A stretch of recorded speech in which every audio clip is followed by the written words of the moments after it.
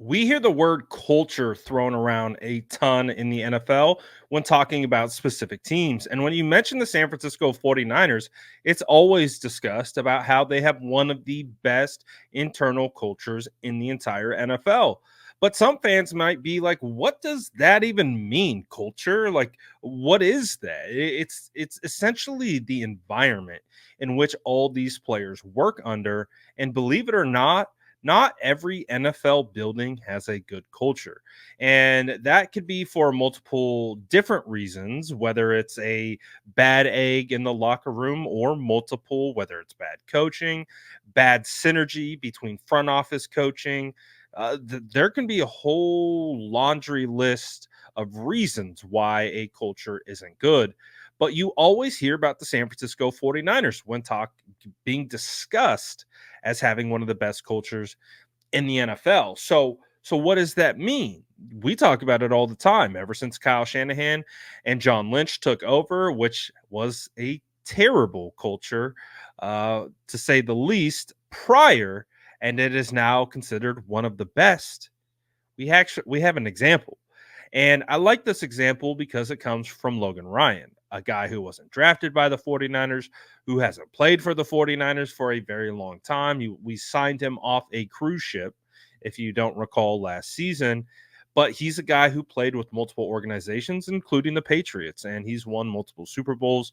So he's been in those types of locker rooms outside the 49ers that basically understands what it takes to win football games. So this example that he gives, I think, is a perfect way to describe the culture of the San Francisco 49ers. Take a listen at Logan Ryan as he joined Colin Cowherd discussing the 49ers culture. You know, this sounds like it probably is a simplistic question, but you guys give your soul to a team and then you're traded. And so here you are, you're a Patriot, you're a Titan, and then all of a sudden you're a Niner. And it's always weird to me. It would be like me being on another network tomorrow. Forget not knowing the executives' names. It's like I can't screw it up and say the wrong network. How do you go from being a committed Titan? How long was it, the drive to work, the team to locker room, to feel like you're part of something and not an outsider? Because it's no other career do we ask you to be loyal to the team, and then you go from United Airlines to Delta in an hour. Right. Like, is that hard to get buy-in from them? Was it hard for you to buy into them? You know, it is really hard, and I think as I got older, I understood. And they'll tell you these words. Well, it's a business. Well, you show up every day to your work, and you got to give a little bit more if you want to be good at it. You can give very little. You can give the least required that your contract allows you to, like basic amount of hours. But we're training all year round. We're eating healthy all year round, or a guy like me is. I'm doing everything I can. I'm trying to lead my teammates. I'm trying to be a really good employee, right? And I felt at most of my places I was a good employee in terms of doing what I was asked to do and going above and beyond in the locker room, off the field, in the community. My kids going to school at these places, my kids having friends, my wife getting settled down in a certain situation, and then a team decides to move on or a different direction. My contract expires, I don't extend. Did it take you off? I feel like I failed as a father. I feel like I failed as a man of supporting my family and keeping them stable. Because when I had to move my kids, I'm like, I must not did enough. I should have got another interception. I should have won that one game. But on the other side, to them, it's just a numbers game. It's just a business. So I think that's the hard side of it. And I think great teams need players who care and buy in. But at the same time, great organizations also move on from players when they feel like they need to. And I think sometimes that's hard. It's hard to get that balance, hard to get that buy-in. It's cold. And a team like San Francisco has that buy-in right now. Those players really want it. Those players do give a lot. Those players, Fred Warner's working out right now. I know Fred. I call him Freddie Bean after Kobe Bean Bryant. Like, this guy is a tremendous worker. And if Fred Warner ever moved on from San Francisco, that would be terrible to see because of what he does for that organization. So I think it's hard because the players have to give their all to it. And listen, you get rewarded handsomely. But like you said, you're on a different team quickly in a matter of minutes. And you might not even learn from the team. You might learn online before you even know. So those are the things that are really hard on families. Those are things that were hard for me. But that just comes with the business that you're playing in. It's not always a fair business. Did those Niner players buy into you? Yeah, I think the Niners players definitely are bought in. Like I said, it's they're playing. They went up against, we went up against a great quarterback in Patrick Mahomes and had a great drive at the end of the game. But You remember your first day walking into the locker room, San Francisco? I do, yeah. I might have said it on here. I walked in on a Tuesday, typical NFL off day. You might have a handful of players in there on an off day. I mean, some guys get out the building because they're there 6 days a week. Maybe 10 guys there on off day. Guys who need treatment. Guys who are banged up. I say they probably had 30, 40 guys in the weight room working out. All the stars in there working out. I haven't seen anything like that since a couple of New England years was like that. Brady in there and everyone following suit. So Purdy was in there rolling out. Christian was in there squatting. Bosa. Everybody was in there, and I was going for a tryout. I was coming off the cruise, just trying to try out.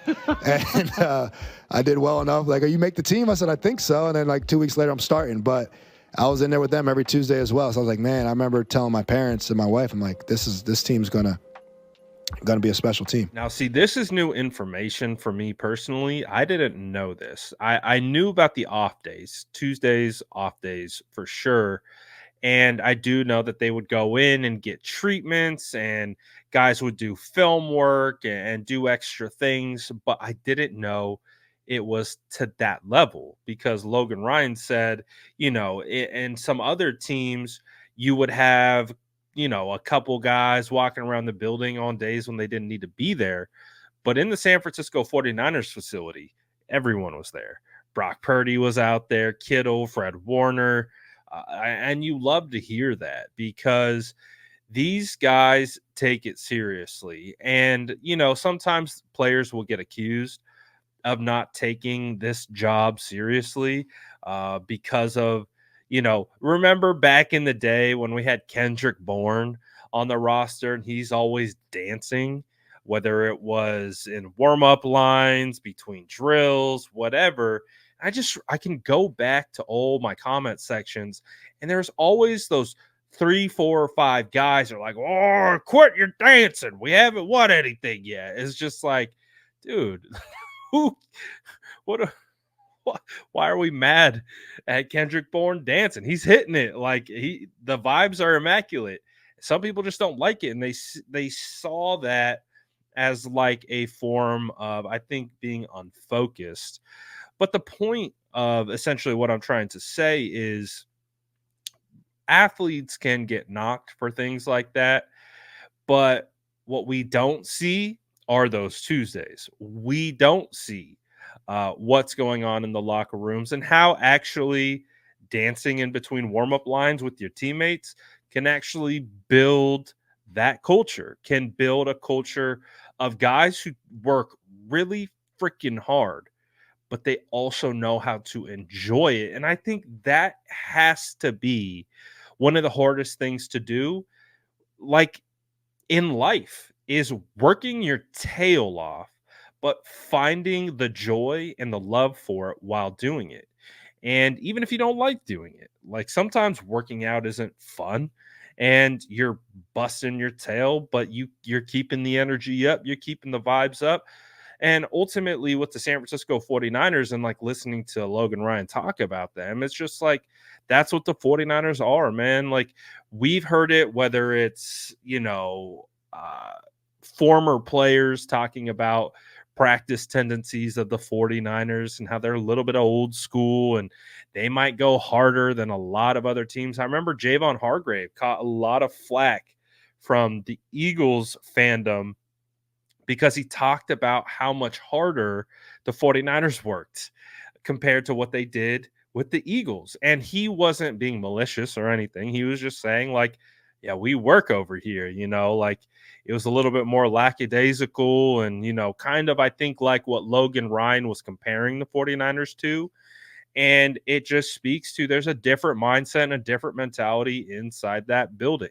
They're working. This is serious. They're focused consistently on getting better and by any means necessary. And I think that starting, at the top with John and Kyle, and then it permeates to the leaders, and then the leaders, pass it on to the young guys. And that's how you build culture internally where guys, it's a culture of getting better. It's a culture of working and improving.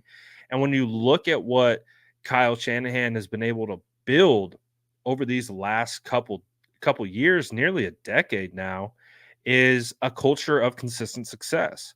Now, obviously, we want to get over the mountaintop. That's the ultimate goal. We all understand this, but we also understand how difficult it is to have a collection of grown men who get paid the way they're paid and constantly like a revolving door, whether it's front office personnel, whether it's coaching staff or players getting poached or leaving and moving on.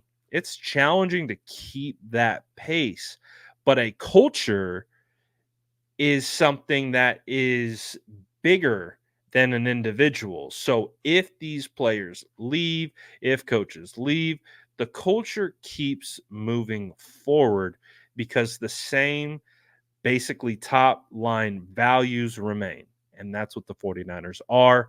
And I do believe that is why the 49ers have found so much success. I loved hearing what Logan Ryan had to say about how the 49ers attack their business. And again, it's really hard to get back to the Super Bowl. We're not sugarcoating that. But if there's any team who can battle through hell and back to get back to the ultimate goal, to give them another shot at glory, it's this team. So we understand the odds are against them, but hey, when aren't the odds against the San Francisco 49ers? So let me know what you guys feel about what Logan Ryan had to say in the comments below. And as always, make sure to like and subscribe for more updates.